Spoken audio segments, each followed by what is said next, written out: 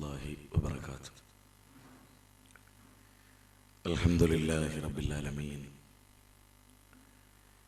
Wassalatu wassalamu ala rasulihil amin. Wa ala alihi wa sahbihi ajma'in amma ba'd. In nuridu illa al-islah mastata'tu wa ma tawfiqi illa billahi alayhi tawakkaltu wa ilayhi unib. Rabbi shrah li sadri wa yassir li amri wahlul 'uqdatam min lisani yafqahu qawli. Tameva sharanam gaccha sarvabhavena bharata തൽപ്രസാദാത് പരം ശാന്തിസ്ഥാനം പ്രാപ്സസി ശാശ്വതം. പ്രിയപ്പെട്ട നല്ലവരായ, ജീവിതത്തിൽ കൂടുതൽ സമയവും നല്ലത് ചിന്തിച്ച എൻ്റെ പ്രിയപ്പെട്ട സഹോദരന്മാരെ, സഹോദരികളെ, ഹൃദയത്തിൽ നിന്ന് മറ്റൊരു ഹൃദയത്തിലേക്ക് പകർന്നു കൊടുക്കുന്ന അതീവ താല്പര്യമുള്ള വചനാമൃതങ്ങളാണ് മനുഷ്യരെ എന്നും ഇരുത്തി ചിന്തിപ്പിച്ചിട്ടുള്ളത്. 715 കോടി മനുഷ്യർ ഈ ഭൂമിയിൽ ജീവിച്ചു കൊണ്ടിരിക്കുന്നുണ്ട്. ഈ 715 കോടി മനുഷ്യരും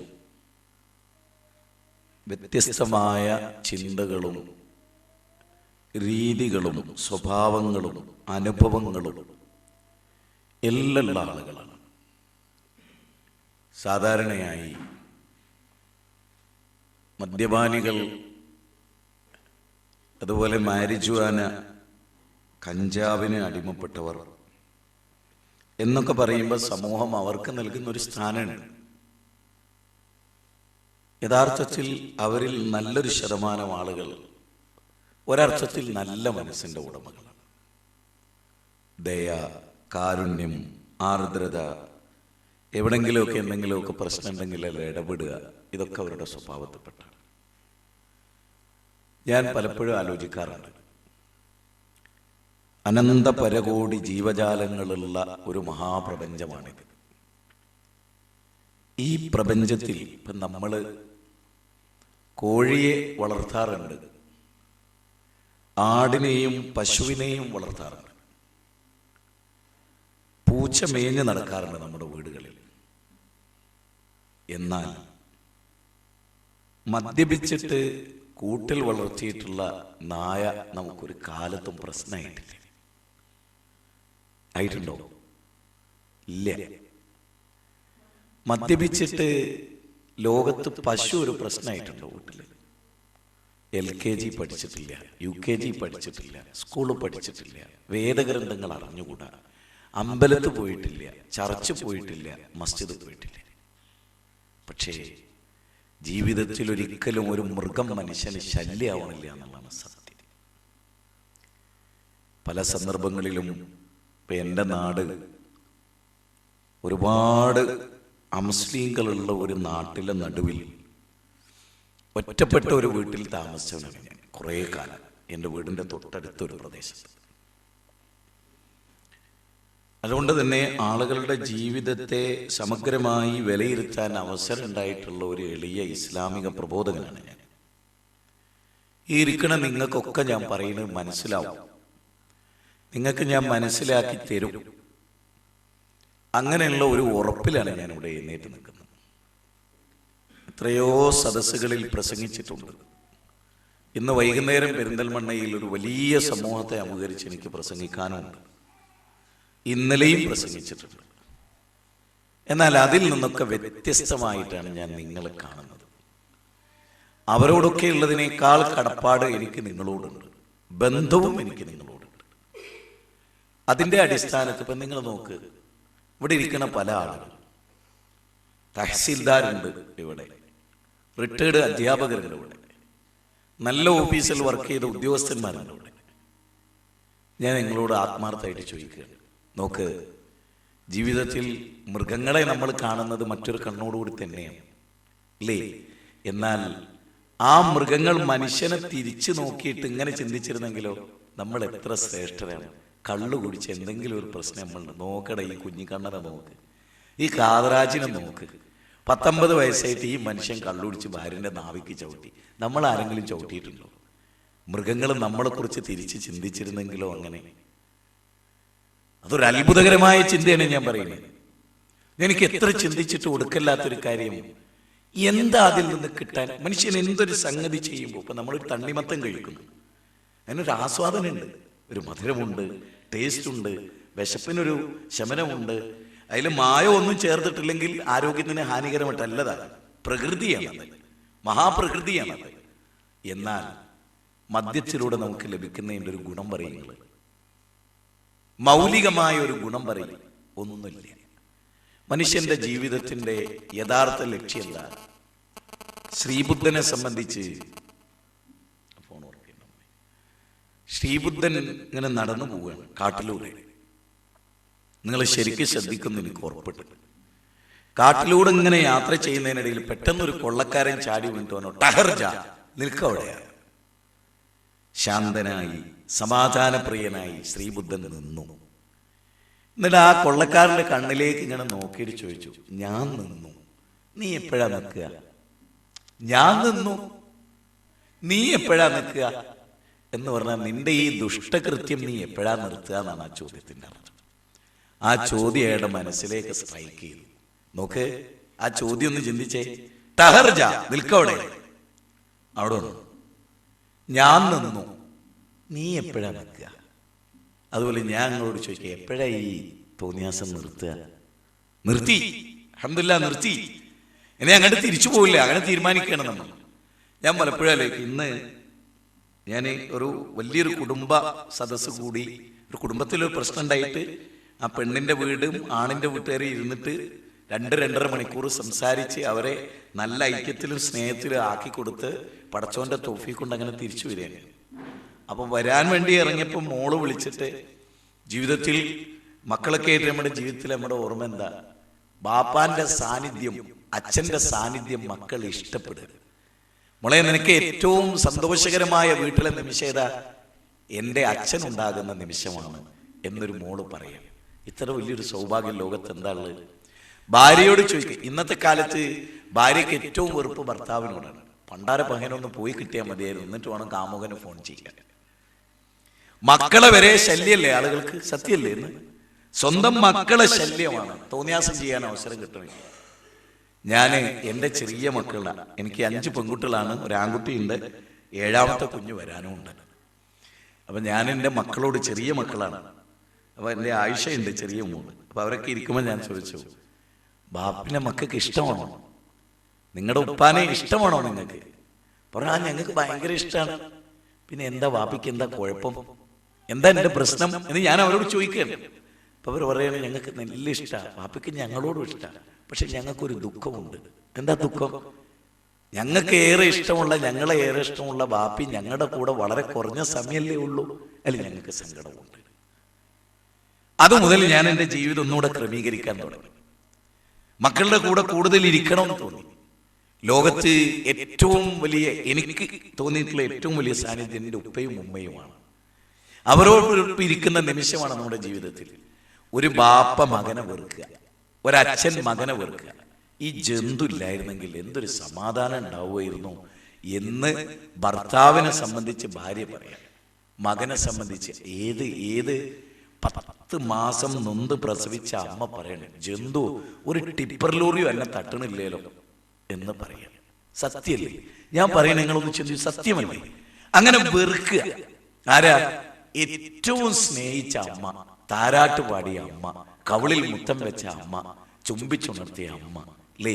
സ്തന്യം നുകർന്ന അമ്മ, മകനെ വേണ്ടി ഉറക്കൊഴിഞ്ഞ് താരാട്ട് പാടി പാല് നുകർന്ന അമ്മ പറയാണ്, എടി ജന്തു, ഇജില്ലായിരുന്നു, എനിക്ക് പകരം ഒരു 18ാം പട്ട തെങ്ങ് വെച്ചിരുന്നെങ്കിൽ എത്ര നന്നായിരുന്നു എന്ന് വിലപിക്കുക. അമ്മ വിലപിക്കുക. ആരാ അമ്മ? ആരാ അമ്മ? അമ്മയുടെ പ്രാധാന്യം, അമ്മയുടെ ബന്ധം എന്താ? ലോകത്തിലെ ഏറ്റവും മഹത്തരമായ ബന്ധമല്ലേ അമ്മയുമായി മനുഷ്യർക്കുള്ളത്?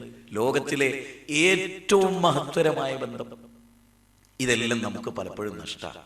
ഒരു മദ്യപാനിയായ ഒരു മനുഷ്യന് ഒരു എക്സിക്യൂട്ടീവ് ടൈപ്പുള്ള ഒരു സ്റ്റൈലുള്ള കുറെ ആളുകളുടെ ഇടയിലേക്ക് കടന്നു വരാൻ പറ്റുമോ? ജീവിതത്തിലെ ഏറ്റവും നല്ലൊരു ചർച്ച നടത്തുമോ? മുഴുകുടിയനാണ് മകനെങ്കിൽ, ഭർത്താവ് മുഴുകുടിയനാണെങ്കിൽ മകളുടെ ഒരു പ്രപ്പോസൽ വരുമ്പോ ആദ്യം തന്നെ പറയുക, ഞാൻ ഒരു കാര്യം പറഞ്ഞേക്കാം, ഇന്ന് മോളെ ഇത് നടക്കുകയാണ്, നിങ്ങൾ പരിസരത്ത് കണ്ടുവരുന്നത്. ആരാ പറയണത്? ഭാര്യ പറയണം. ആരോടാ പറയണത്? പ്രിയപ്പെട്ട ഭർത്താവിനോടാണ് പറയുന്നത്. എന്താ? ശല്യായിട്ട്. ഞാൻ ചോദിക്കണേ, ഈ ജീവിതത്തിന് എന്താ അർത്ഥം? ഇങ്ങനെ ജീവിക്കണ ജീവിതത്തിന് എന്താ അർത്ഥം?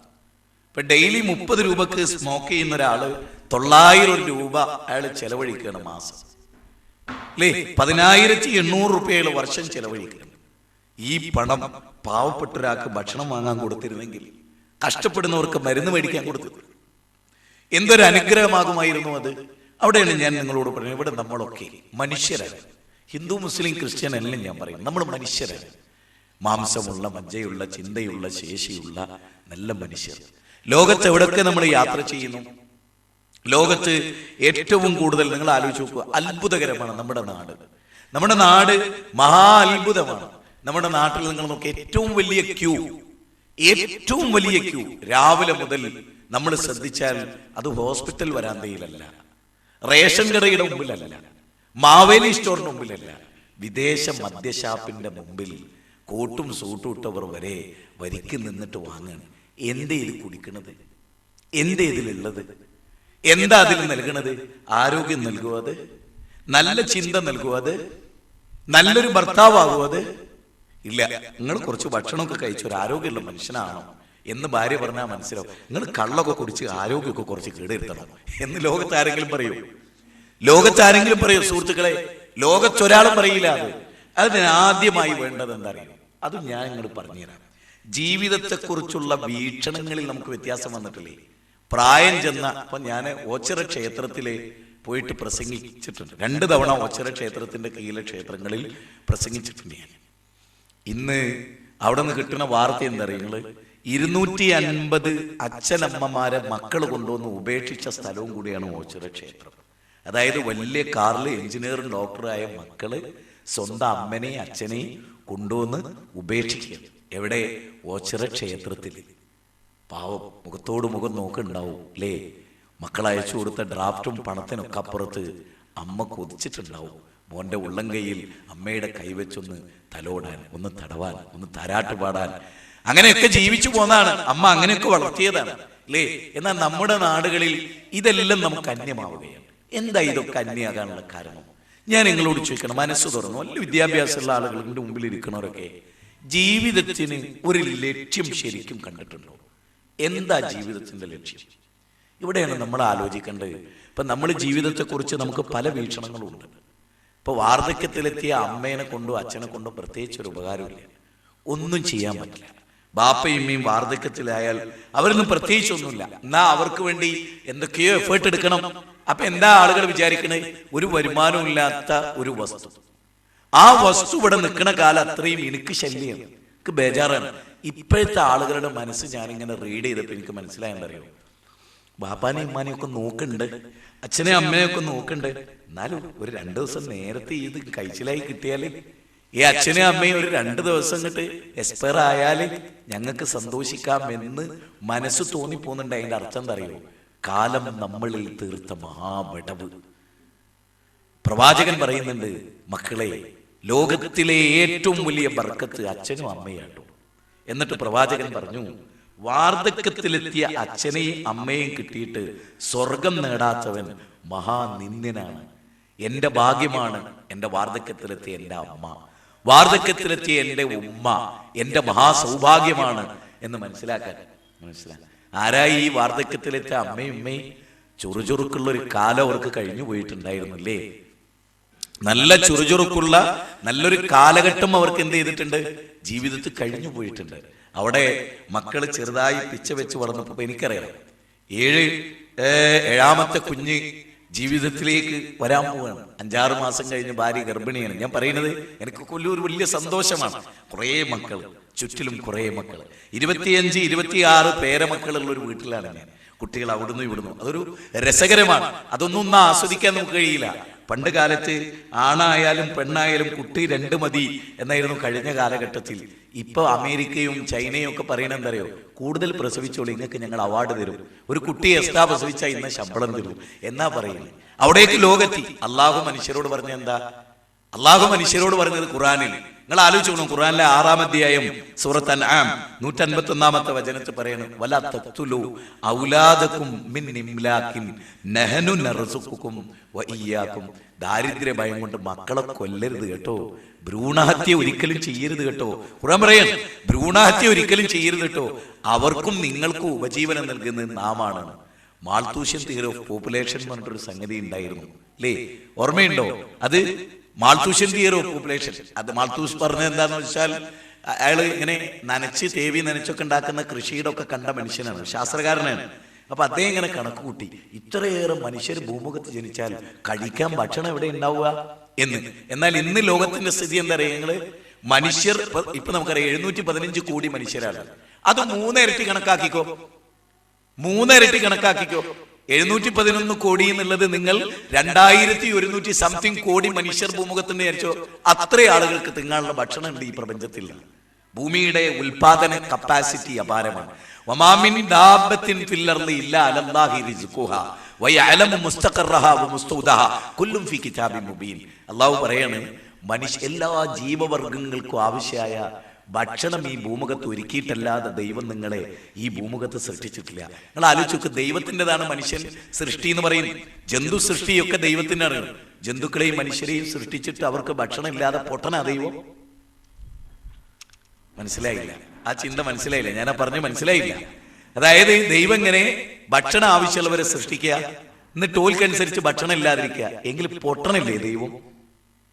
അപാരമായ ഖുർആന്റെ ഒരു വാചകമാണ്. ഖുർആനിലെ 11-ാം അധ്യായം 6-ാമത്തെ വചനം. എടോ, നിങ്ങളുടെ ഉപജീവന സ്ഥലവും നിങ്ങളുടെ ഭക്ഷണവും നിങ്ങളുടെ താമസ സ്ഥലവും ഇവിടെ ഒരുക്കിയിട്ടല്ലാതെ ദൈവങ്ങൾ ഇങ്ങോട്ട് പറഞ്ഞു വെച്ചിട്ടില്ല. പിന്നെ നിങ്ങൾ കാണിക്കുന്ന കൊള്ളരുതായ്മ കൊണ്ട് ഇവിടെ പലതും സംഭവിച്ചിട്ടുണ്ട്.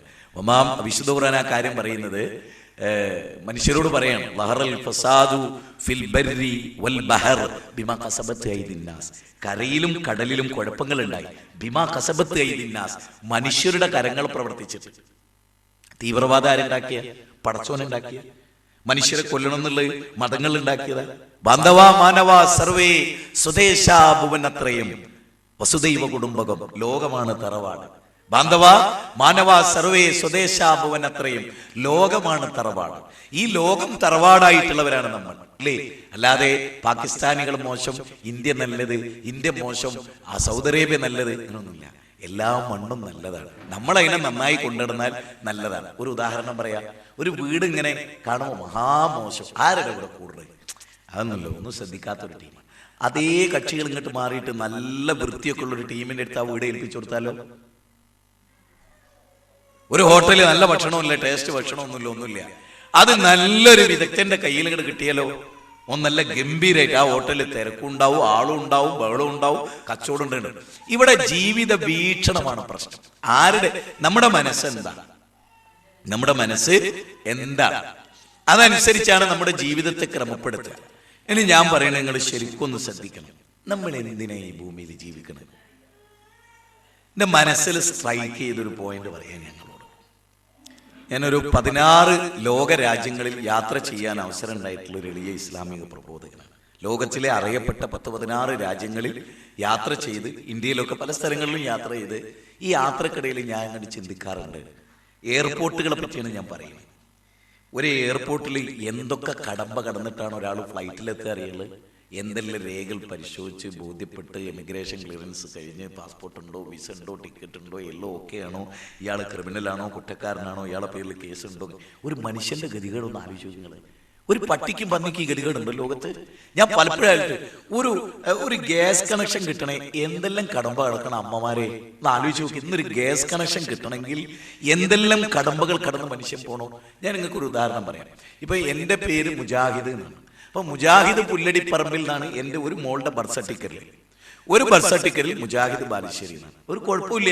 പക്ഷെ ഒന്ന് മുജാഹിദ് ബാലുശ്ശേരി എന്നാണ്, ഒന്ന് മുജാഹിദ് പുല്ലൂരിപ്പറമ്പിൽ നിന്നാണ്. 4 രേഖകൾ സമർപ്പിച്ചിട്ടാണ് ഇത് ഒരാൾ എന്നെ എന്ന് സമർപ്പിക്കാൻ എനിക്ക് സാധിച്ചു. ആ 4 രേഖ കിട്ടാൻ എത്ര അധ്വാനിച്ചിട്ടാണ് ആ 4 രേഖ കിട്ടി സമർപ്പിച്ച് ഇത് ഒരാൾ എന്നെ എന്ന് ബോധ്യപ്പെടുത്തി അത് ക്ലിയർ ചെയ്യാൻ പെട്ടൊരു പാട്. ഞാൻ പറയണം നിങ്ങളോടൊക്കെ, ഞാൻ നിങ്ങളോട് ചോദിക്കുകയാണ്, ഈ മഹാകടമ്പങ്ങൾ കടന്ന മനുഷ്യനും കൂട്ടിൽ നമ്മൾ ഒരു നിലക്ക് ഒരു പ്രയാസമില്ലാതെ പോറ്റിയ പട്ടിയും ചത്ത ഒന്നാണ് എന്ന് പറയുന്നതിന്റെ അർത്ഥം എന്താണ്? നിങ്ങളൊന്ന് പറഞ്ഞു.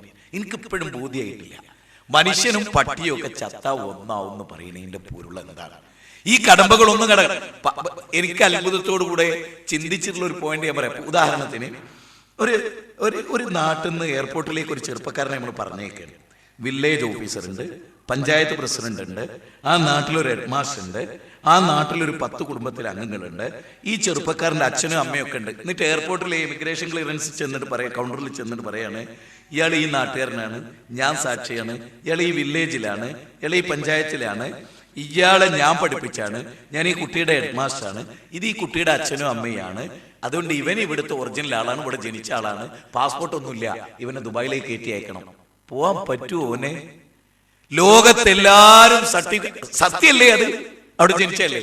പക്ഷേ നിങ്ങൾ ആലോചിച്ച് നോക്കണേ, നിങ്ങളൊന്ന് ചിന്തിച്ച് നോക്കണേ. 500-ലധികം വരുന്ന ദേശാന്തര ഗമന സ്വഭാവമുള്ള യൂറോപ്യൻ പക്ഷികൾ നമ്മുടെ കടലുണ്ടിയിൽ വരുന്നുണ്ട്.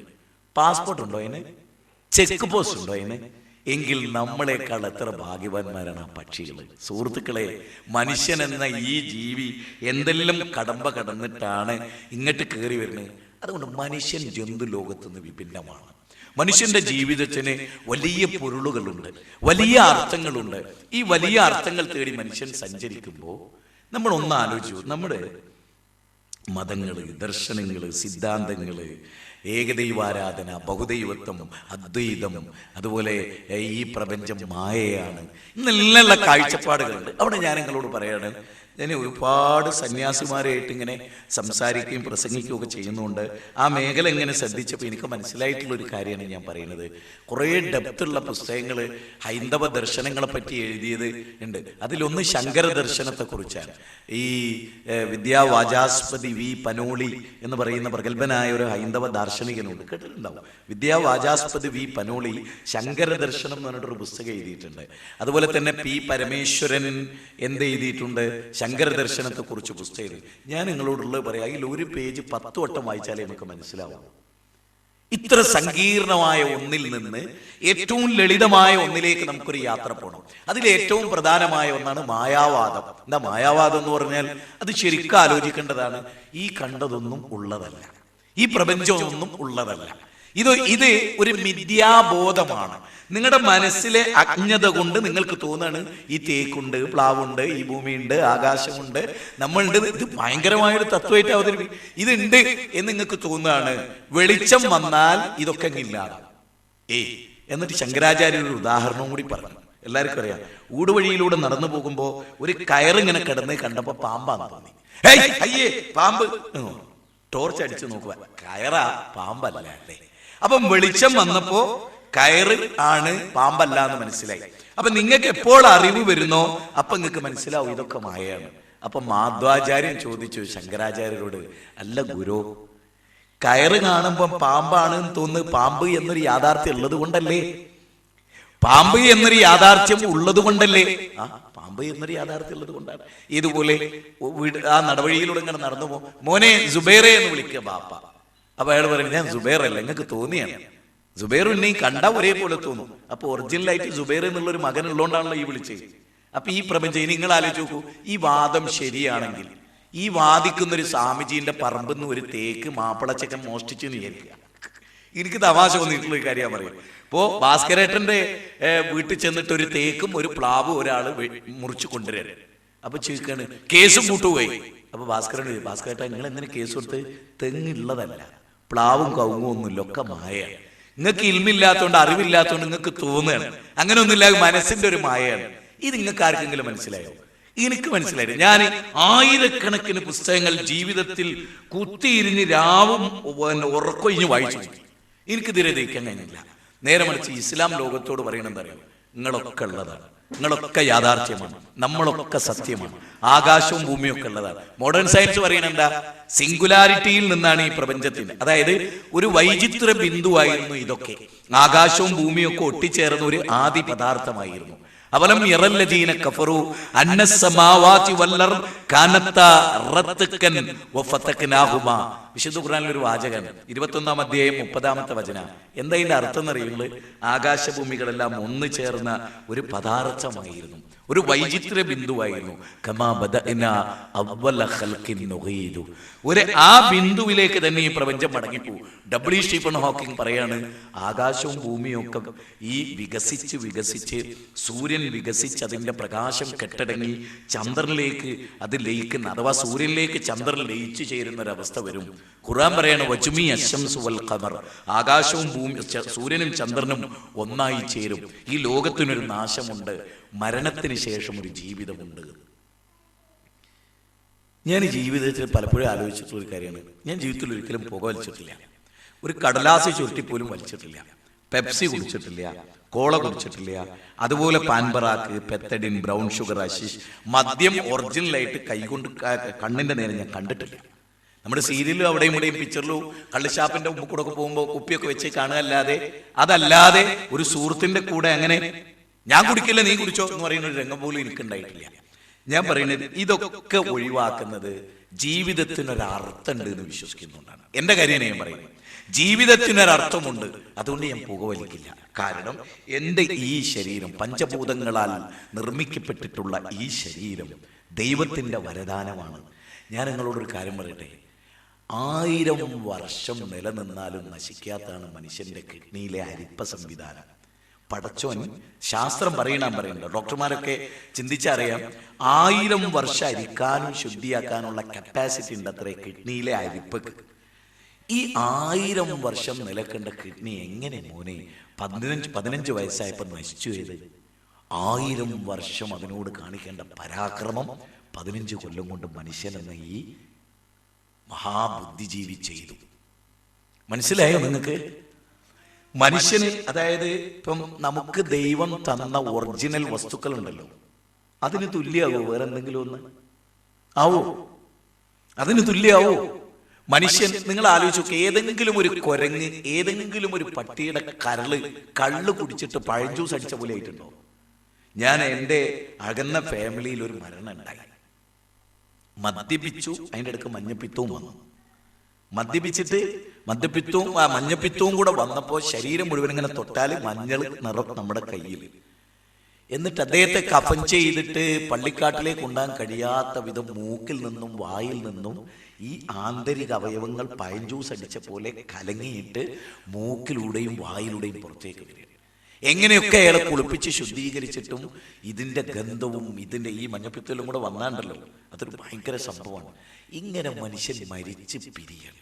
എലിയും പൂച്ചയും ഒക്കെ ചാവണ പോലും മനുഷ്യരിങ്ങനെ ഈ മദ്യത്തിലും മയക്കുമരുന്നിലും ഒക്കെ മനുഷ്യർ പെട്ടിട്ട് നശിച്ചു പോവുകയാണ്. ചിന്തയും സ്വഭാവവും എല്ലാം നിങ്ങൾ ആലോചിച്ച് നോക്ക്. ഒരു പട്ടിയും മദ്യപിച്ച് എവിടെയും കിടക്കില്ല, അപ്പൊ അതിനേക്കാൾ മോശമായി പോവുകയാണ് നമ്മൾ, മഹാജീനിയസായ ആളുകൾ, ബുദ്ധിജീവികൾ. അതുകൊണ്ട് നമ്മൾ അല്ലദീ ഖലഖൽ മൗത വൽ ഹയാത ലിയബ്ലുവക്കും അയ്യുക്കും അഹ്സനു അമല. നിങ്ങൾക്ക് മരണവും ജീവിതവും സൃഷ്ടിച്ചത് കള്ളു കുടിച്ചും സുഖിച്ചും ആനന്ദിച്ചും ഭോഗിച്ചും മനുഷ്യന്റെ സ്വത്ത് അപഹരിച്ചും ഭാര്യയെ പീഡിപ്പിച്ചും മർദ്ദിപ്പിച്ചും ഒക്കെ ജീവിച്ച് മരിക്കാനല്ല, മറിച്ച് ഏറ്റവും നല്ല പ്രവർത്തനങ്ങൾ നിങ്ങളിൽ ആരാണ് പ്രവർത്തിക്കുന്നത് എന്ന് പരീക്ഷിക്കാനാണ്. നിങ്ങൾ നോക്ക്, ഒരു ദൈവത്തെക്കുറിച്ചുള്ള അചഞ്ചലമായ വിശ്വാസമാണ് മനുഷ്യനെ നന്നാക്കുക. എന്നെ സൃഷ്ടിച്ചൊരു നാഥനുണ്ട്, ഈ പ്രപഞ്ചത്തെ മുഴുവനും സംവിധാനിച്ചൊരു സൃഷ്ടാവുണ്ട്. നിങ്ങൾ കണ്ടിട്ടുണ്ടോ? ഡോക്ടർ രാധാകൃഷ്ണൻ ഇന്ത്യൻ ഫിലോസഫിയിലെ 1-ാം വോള്യത്തിൽ പറയുന്ന ഒരു കാര്യമുണ്ട്. ഇന്ത്യൻ ഫിലോസഫിയിലെ 1-ാം വോള്യം 91-ാമത്തെ പേജ്, ഇന്ത്യൻ ഫിലോസഫിയിലെ 1-ാം വോള്യം 113-ാമത്തെ പേജ്, രാഹുൽ സാങ്കർചയൻ വിശ്വദർശനങ്ങൾ എന്ന പുസ്തകത്തിന്റെ 552-ാമത്തെ പേജ്. അതിലൊക്കെ പറയുന്ന ഒരു വാചകം എന്താണെന്നറിയോ? നരകവും സ്വർഗവുമുണ്ട്.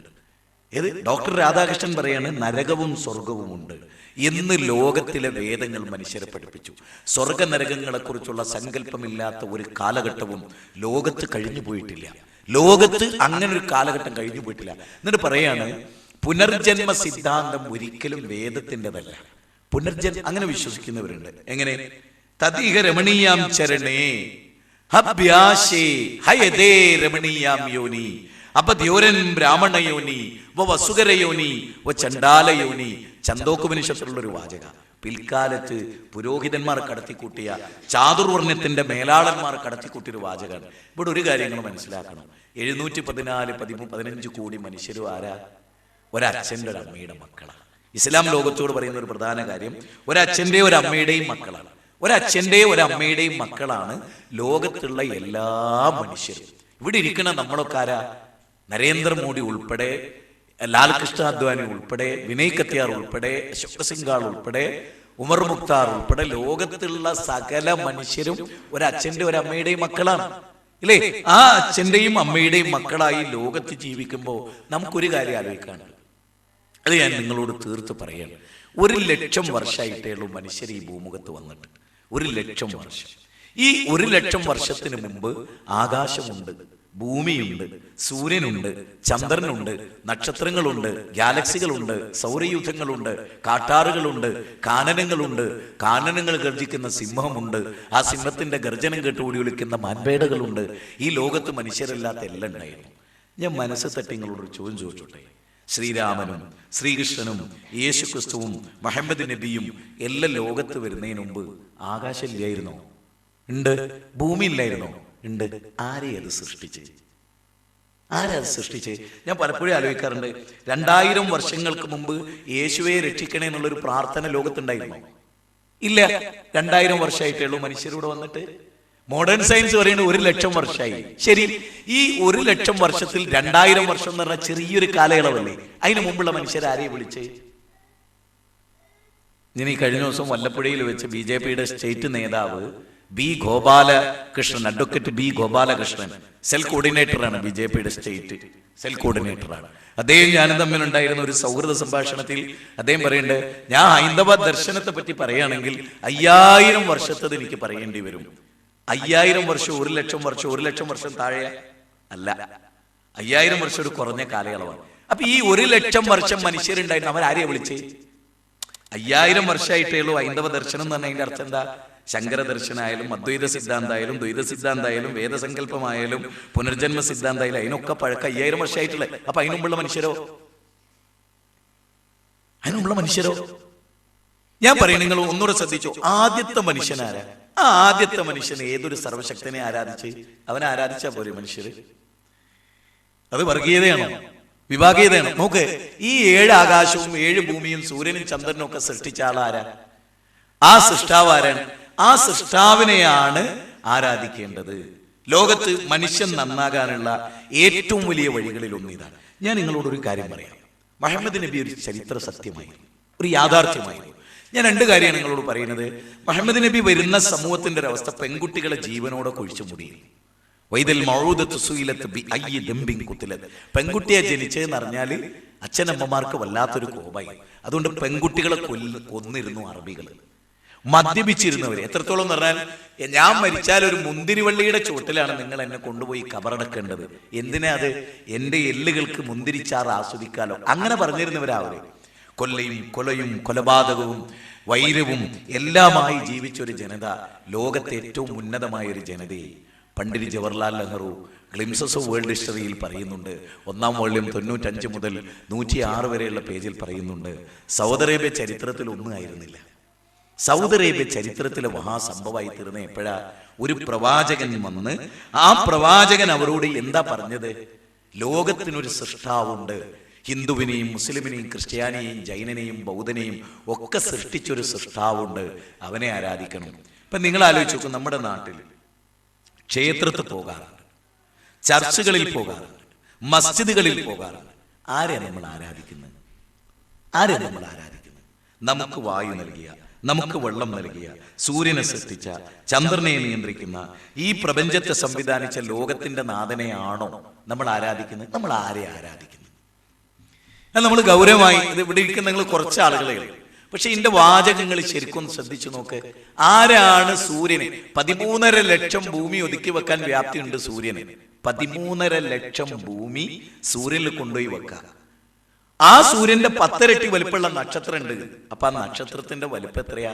10-13 ലക്ഷം ഭൂമി ഒതുക്കി വെക്കാൻ വ്യാപ്തി ഉണ്ട് ചില നക്ഷത്രങ്ങൾക്ക്. അത്ര വലിയ പ്രപഞ്ചത്തെ സൃഷ്ടിച്ചതിന്റെ പിന്നിൽ ഹിരണ്യഗർഭ സമവർത്തതാഗ്രേ ഭൂതസ്യജാത പതിരേഖ ആസീത് സചാചാര പൃഥ്വിയും ദ്യാമുദേവായ കശ്മൈദേവായ ഹവിഷാവിദേമ.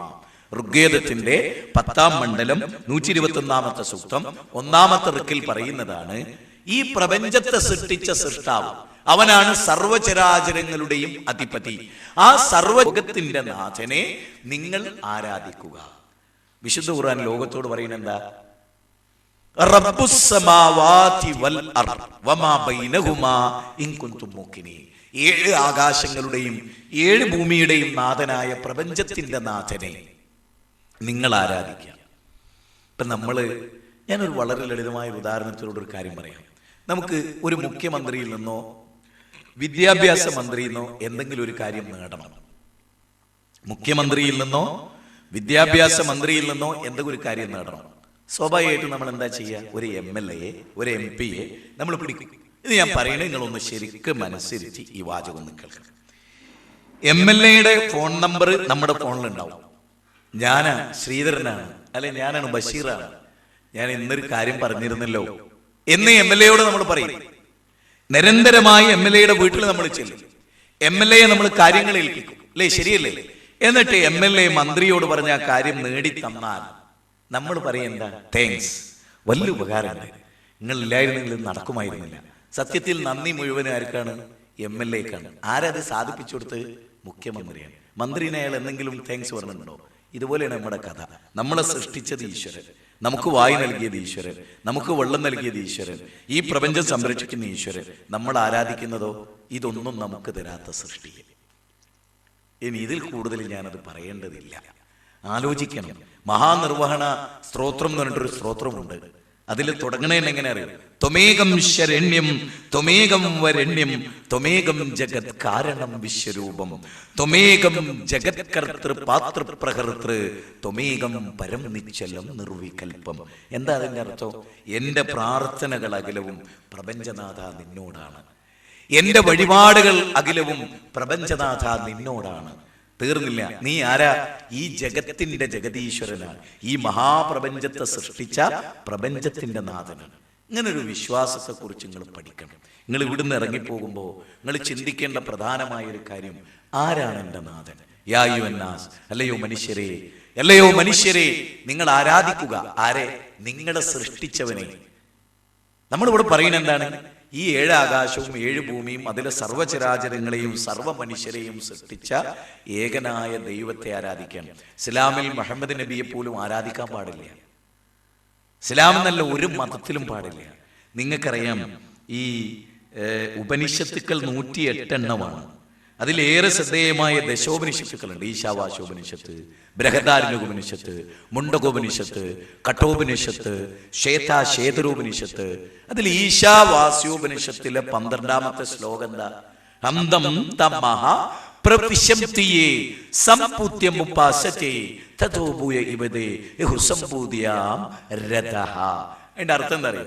സർവേശ്വരനെ വിട്ട് അവന്റെ സൃഷ്ടികളിൽ ആരെ നിങ്ങൾ ആരാധിച്ചാലും ഘോരാന്ധകാരമായ നരകത്തിൽ നിങ്ങൾ ആപതിക്കുന്നു എന്നാണ്. സൂര്യൻ, ചന്ദ്രൻ, നക്ഷത്രങ്ങൾ, ഗാലക്സികൾ, സൗരയൂഥങ്ങൾ, വൃക്ഷങ്ങൾ, അത് നിങ്ങൾക്ക് ചിന്തിക്കാൻ ഞാൻ എളുപ്പ വഴി പറഞ്ഞുതരാം. ലോകത്തേതെങ്കിലും ഒരു പശു മഹാബുദ്ധിജീവിയായ മനുഷ്യനെ ആരാധിച്ചിട്ടുണ്ടോ?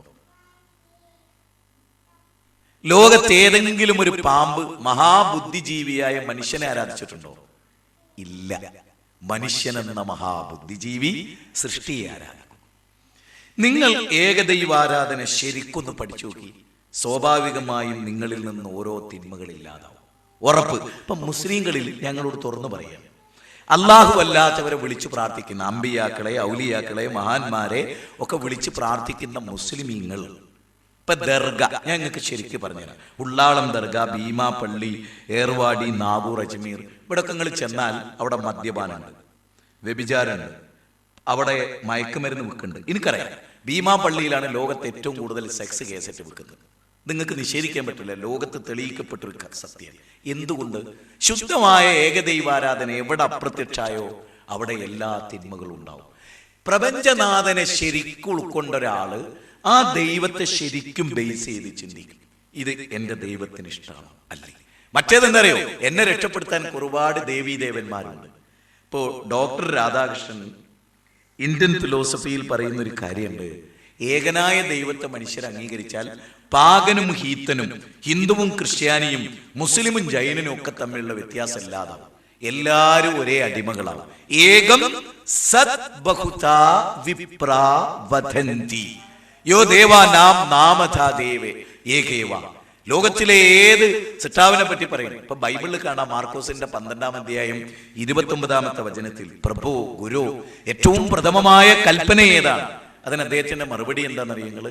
അതിന് അദ്ദേഹത്തിന്റെ മറുപടി, ഇസ്രായേലേ കേൾക്കാം, നമ്മുടെ ദൈവമായ കർത്താവ് ഏക കർത്താവ്, അവനെ പൂർണ്ണ ഹൃദയത്തോടെ, പൂർണ്ണാത്മാവോടെ, പൂർണ്ണ മനസ്സോടെ ആരാധിക്കുക. വളരെ വ്യക്തമാണ്. ബൈബിളിൽ എത്ര സ്ഥലത്താണ് ഏകദൈവ വിശ്വാസം പറയുന്നത്? കർത്താവേ കർത്താവേ എന്ന് എന്നെ വിളിക്കുന്ന ഏവരുമല്ല, സ്വർഗസ്ഥനായ എന്റെ പിതാവിന്റെ ഹിതം ചെയ്യുന്നവരത്രേ സ്വർഗരാജ്യത്തിൽ പ്രവേശിക്കുന്നത്.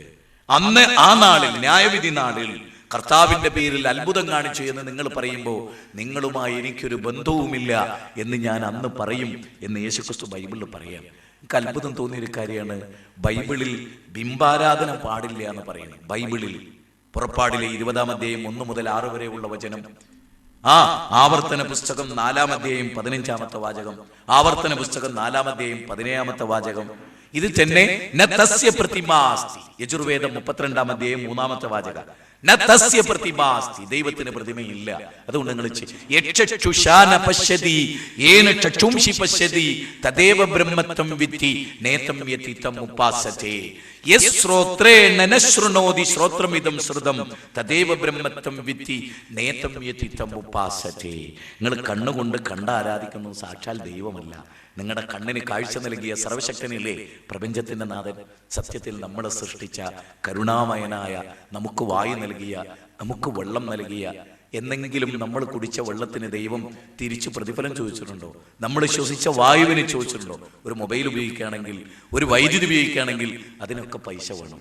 ഈ പ്രപഞ്ചത്തെ ഇவ்விதം സംവിധാനിച്ച സൃഷ്ടാവിലേക്ക്. പിന്നെ മറ്റൊരു കാര്യം, നമ്മളൊക്കെ വിചാരിക്കും ഈ തിന്മ നിൽക്കൂല.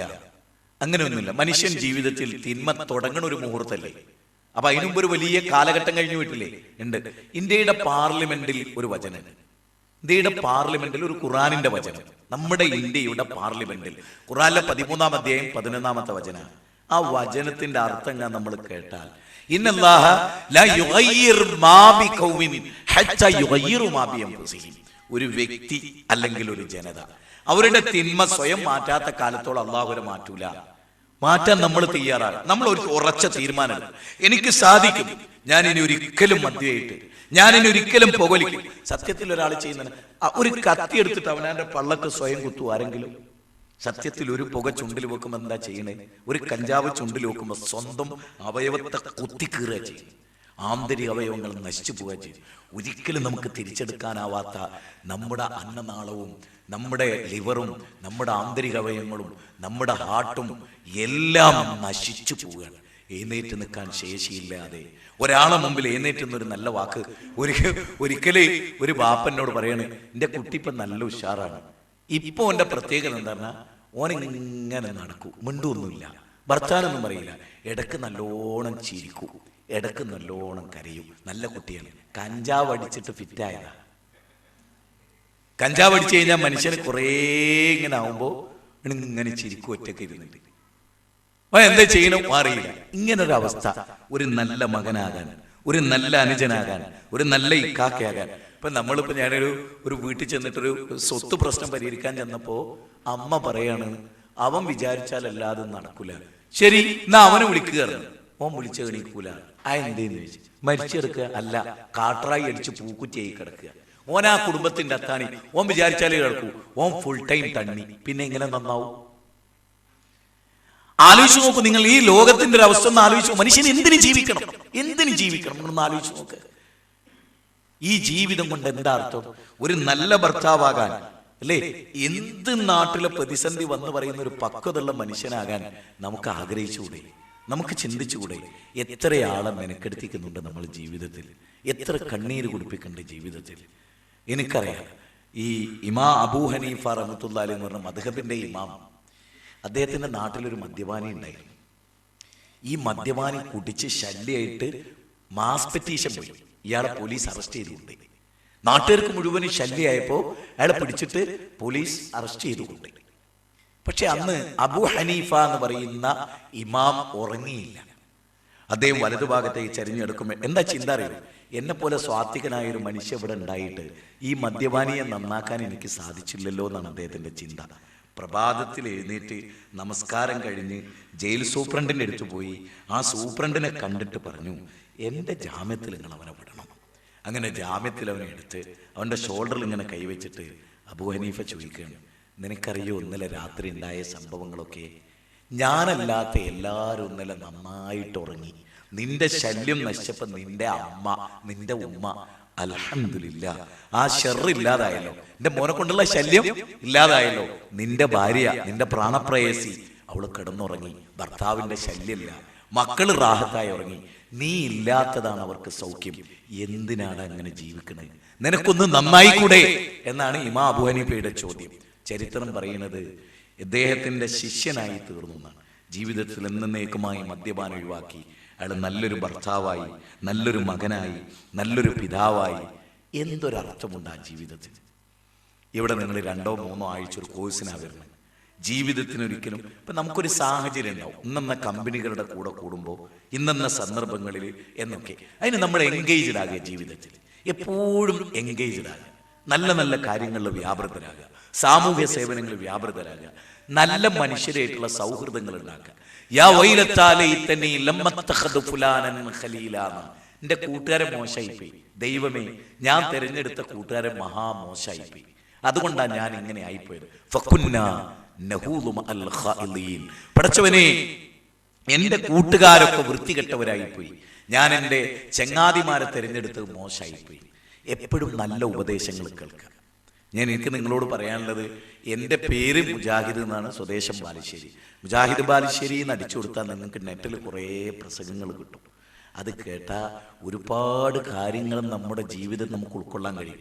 എൻ്റെ ജീവിതത്തിലൊരനുഭവം, ഇവിടെ തന്നെ കഴിഞ്ഞ ഒരു 1-2 മാസങ്ങൾക്ക് മുമ്പ് ഒരു സെക്യൂരിറ്റി ആയിരുന്നൊരു മുസ്ലിം, കുറച്ച് വയസ്സുള്ള ഒരാൾ, ഇപ്പോഴും അദ്ദേഹം ഇവിടെ ഉണ്ട് തോന്നുന്നു, ഇവിടെ ഭക്ഷണ കാര്യങ്ങളൊക്കെ ശ്രദ്ധിച്ചിട്ട്. അദ്ദേഹം ഈ പെരുമ്പിലാവിലൊക്കെ അദ്ദേഹത്തെ ബാങ്കിന് സെക്യൂരിറ്റി ആയൊക്കെ നിർത്തിയിട്ട് കള്ളു കുടിച്ച് ആകെ. അദ്ദേഹത്തോട് ഞാൻ ചോദിച്ചൊരു ചോദ്യം, ഏതെങ്കിലും ഒരു കാവല് നിർത്തിയ നായ ജീവിതത്തിൽ കള്ളു കുടിച്ചിട്ട് ഉത്തരവാദിത്തം നിന്ന് ഒളിച്ചോടിയിട്ടുണ്ടോ? ആ നായേക്കാൾ മോശമായിപ്പോയി നിങ്ങൾക്ക് തോന്നിയിട്ടില്ലേ? അത് അദ്ദേഹത്തിന്റെ മനസ്സിലങ്ങ് സ്ട്രൈക്ക് ചെയ്തു. ഒരു പട്ടിയേക്കാൾ മോശം ഞാൻ, ഇനി ഒരിക്കലും ഞാൻ അങ്ങനെ ആവില്ല. അതുകൊണ്ട് എന്നേക്കായിട്ട് അദ്ദേഹം മദ്യപാനം നിർത്തിയതായിട്ടാണ് ഇപ്പം എൻ്റെ അറിവ്. ഞാൻ അദ്ദേഹത്തിന് കണ്ടിട്ടില്ല, കഴിഞ്ഞ വരവിൽ ഞാൻ കണ്ടിരുന്നു. ഞാൻ പറയുന്നത്, ഇന്നൊരു ഉറച്ച തീരുമാനം എടുത്തിട്ട് പടച്ചോനോട് പറയാം, നമ്മുടെ സൃഷ്ടിച്ച പരമകാരുണ്യകനായ സർവേശ്വരനോട് പറയാം, ഇനി ഒരിക്കലും ഈ തിന്മയിലേക്ക് എന്നെ പറഞ്ഞേക്കരുത്, എത്തിക്കരുത്. അതിനുള്ള സാഹചര്യങ്ങൾ ഉണ്ടാവരുത്. നല്ല കൂട്ടുകെട്ടുണ്ടാവുക, നല്ലവരുമായിട്ട് ഇടപഴകുക, നല്ല പുസ്തകങ്ങൾ വായിക്കുക, നല്ല പ്രഭാഷണങ്ങൾ കേൾക്കുക, നല്ല സാമൂഹ്യ പ്രവർത്തകരുടെ ചിന്തകൾ കേൾക്കുക, നല്ല സൗഹൃദങ്ങളിൽ പങ്കെടുക്കുക, ജീവകാരുണ്യ പ്രവർത്തനങ്ങളിൽ വ്യാപൃതരാവുക, കുടുംബത്തിലൊക്കെ പോയിട്ട് നല്ല സൗഹൃദ ബന്ധങ്ങൾ ഉണ്ടാക്കുക. ചീത്ത കൂട്ടുകെട്ടിലേക്ക് ക്ഷണിക്കുന്ന ഏതൊരു സമയവും അവിടെ വെച്ച് ഒറ്റയടിക്ക് അവനോട് ഇങ്ങനെ പറയാം, ഇല്ല നീ എന്നെ വിളിക്കരുത്, ഇനി ഈ കാര്യത്തിൽ നിന്റെ കൂടെ ഞാനില്ല എന്ന് തീർത്തു പറഞ്ഞേക്കുക. അങ്ങനെ നല്ലൊരു രംഗം നിങ്ങൾ ഉണ്ടാക്കിയാൽ ജീവിതത്തിൽ അതൊരു വലിയ മാറ്റം ഉണ്ടാക്കും നമുക്ക്. ഞാൻ ദീർഘിച്ച് സംസാരിക്കുന്നില്ല. ഇന്ന് എൻ്റെ 3ാമത്തെ സംസാരമാണിത്. ഒരു പ്രസംഗം വേറെയും വരാനുണ്ട്. നിങ്ങൾക്ക് ഇത്രയും മതി, കാര്യങ്ങൾ ശരിക്കും ഗ്രഹിക്കാൻ ഇത്ര മതി. കാര്യങ്ങൾ ശരിക്കും പഠിക്കുകയും മനസ്സിലാക്കുകയും ഇവിടെ കിട്ടുന്ന കോച്ചിങ്ങുകളും മെഡിസിനും ഒക്കെ ചെയ്യുകയും നല്ലൊരു നാളേക്ക് വേണ്ടി പ്രതീക്ഷിക്കുക. പിന്നെ ഒരു ഉപദേശവും കൂടി എനിക്കുണ്ട്. നിങ്ങൾ എപ്പോഴെങ്കിലും ശ്രദ്ധിച്ചിട്ടുണ്ടോ, ഒരു പശുവിൻ്റെ അകിടിൽ നിന്ന് 5-10 ലിറ്റർ പാല് ചുരത്തി അമ്മ കുടുംബത്തെ പോറ്റുമ്പോൾ മകൻ മദ്യപിച്ച് വന്ന് കിടക്കയിൽ മൂത്രമൊഴിച്ച് അമ്മക്ക് ബുദ്ധിമുട്ടും പ്രയാസം ഉണ്ടാക്കല്ലാതെ ഒരു പശുവിനെ പോലെങ്കിലും ആകാൻ എന്നും നല്ലത് ചുരത്തി കൊടുക്കും, അല്ലേ? ആലോചിച്ച് നോക്കൂ. ഒന്നത്. 2ാമത്തെ കാര്യം എനിക്ക് പറയാനുള്ളത്, പശുവിന്റെ അകിടിൽ നിന്ന് 10 ലിറ്റർ പാല് ചുരത്തിയെടുത്താൽ ആ പാല് അകിടിലേക്ക് കയറി പോവോ?